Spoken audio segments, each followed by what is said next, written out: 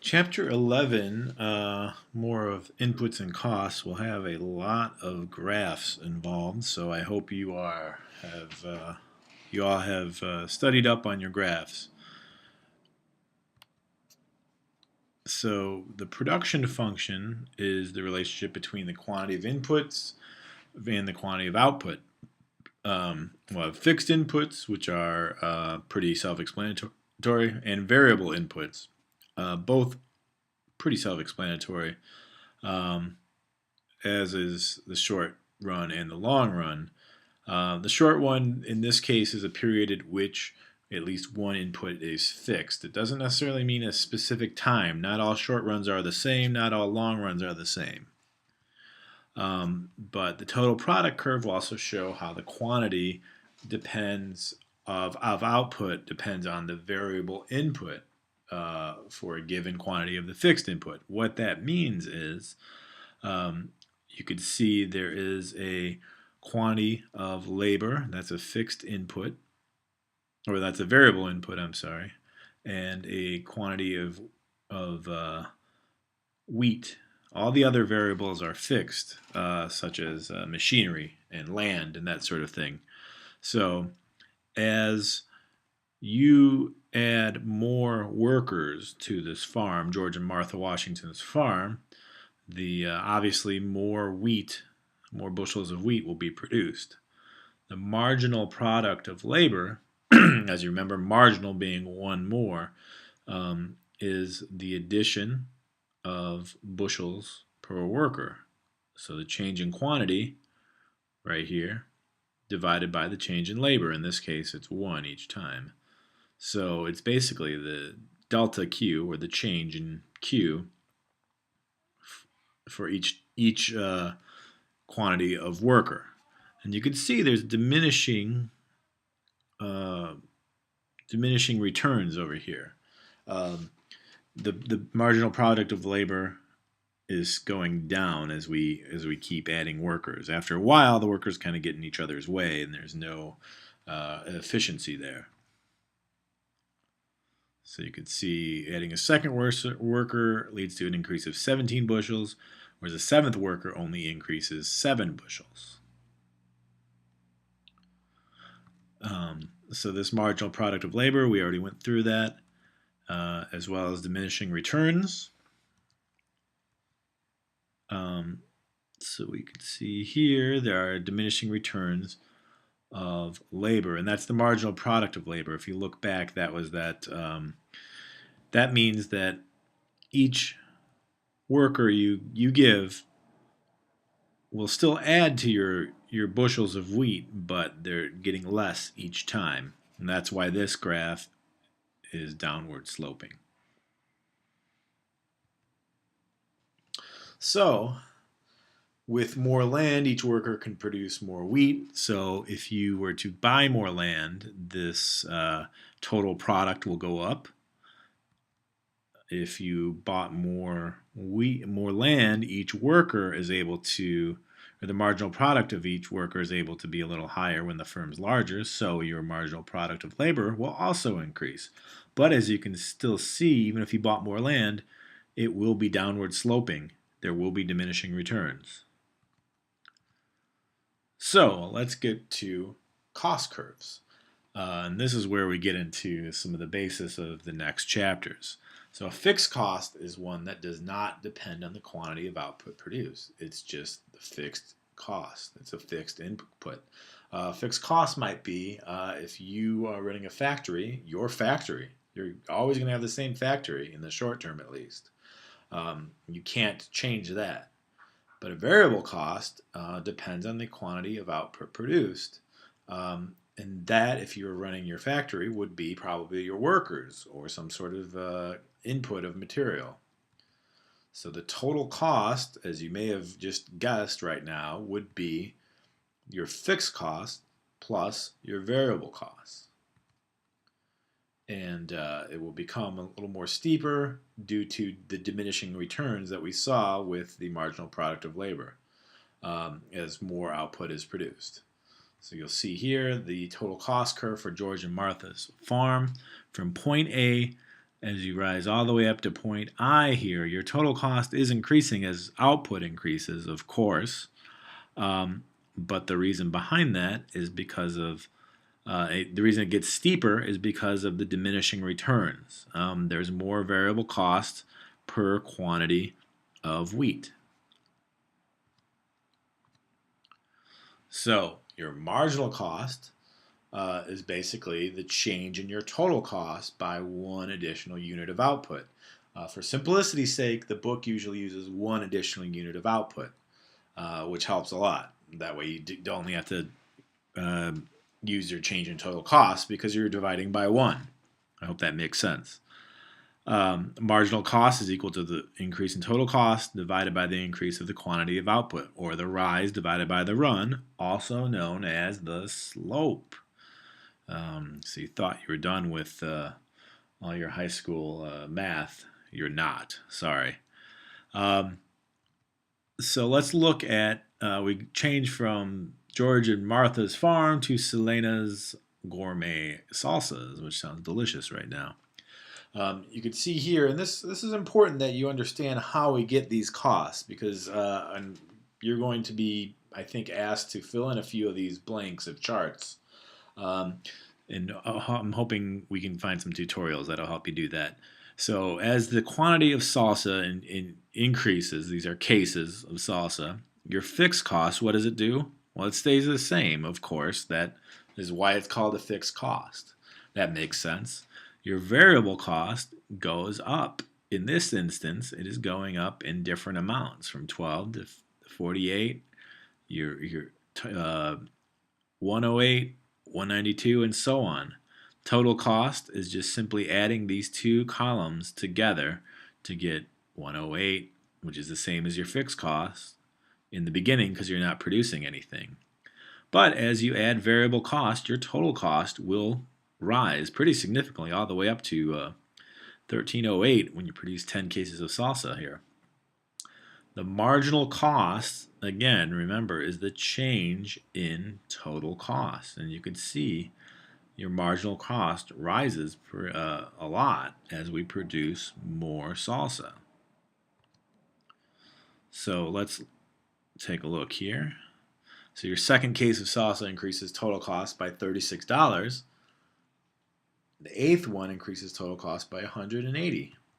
But you can see the marginal cost is kind of going up at a standard rate. That's not always the case, but it is in this case that it's going up kind of slow and steady. Well, maybe not slow, but it's definitely steady. As you can see, it's a pretty straight line curve. Diagonal curve. So why is marginal cost curve upward sloping? Because there's diminishing returns to inputs, at least in this example. The marginal product of the variable input declines as output increases. This means that you need more of this variable input to use to produce each additional unit of output increasingly. So output still goes up, but it's not going up in the same high rate as it was before. So the cost also rises because you have to pay for it somehow, all this variable input. So the cost will rise as well. So average total cost or average cost is simply total cost divided by your quantity. That's pretty simple. A lot of our average total cost curves will be U-shaped, and you'll see that. They'll fall and then they'll rise. So our average fixed cost is the fixed cost divided by the quantity. A lot of these are pretty simple equations. Variable cost, average variable cost, or the variable cost divided by the quantity. So there's two effects, opposing effects on the average total cost curve, the spreading effect and the diminishing returns effect. Spreading effect means the fixed cost gets spread out over all of these units of output. So that makes sense. As you go from 0 to 1 to 100 units, your fixed cost stays the same, so you're spreading it out over each 100 units. So in the previous example of 108 for your average fixed cost, your fixed cost will diminish all the way up to 100 when it's what, 1.08 $1.08 per whatever case of salsa. So the diminishing returns effect, though, is an opposing effect from the spreading effect, and that means the larger the output, you need more variable input required to produce more units. This leads us to higher average variable cost because of, again, diminishing returns. So again, here's another average cost, or another cost table. We'll have our total cost, our average total cost, which is just simply this column divided by this column, average fixed cost, which are the fixed costs, 108 divided by your quantity, and you can see these go down over time, and your average variable costs, which are variable costs divided by the quantity, and these are going up in units of 12, and that's usually pretty standard. They'll go up in a unit, the same unit each time for each quantity, because you have the same cost per quantity usually. So let's look at the average total cost curve here. At some point, there is a minimum average total cost. And you will note, and you'll see this next after we go through these, marginal cost goes up due to diminishing returns. Average variable cost goes up, but it's a little flatter because the variable cost kind of stays the same at each time. Average fixed cost is downward sloping, as we saw it was going down over time, and the marginal cost curve will intersect average total cost at its lowest point.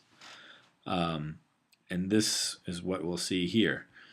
So you'll see, here's our minimum average total cost. And there's no accident that the marginal cost is increasing while average total cost is decreasing. Until this point, then as marginal cost crosses the average total cost curve, it brings it back up. Think of, the book uses a good job of using your GPA as an example. If your GPA is 3.0 and you get, what's 2.0? On your semester, say you average 2.0 on your semester, down here, that's going to bring down your GPA. If you get a 4.0 in your semester, that's going to bring back up your GPA. So think of it in those terms. So the bottom of the U-curve is at the level of the output at which marginal cost curve crosses the average total cost curve from below. And again, this is what we just explained, and hopefully that made sense to you.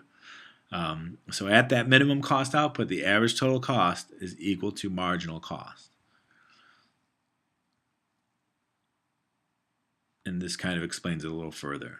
And hopefully that, again, that made sense.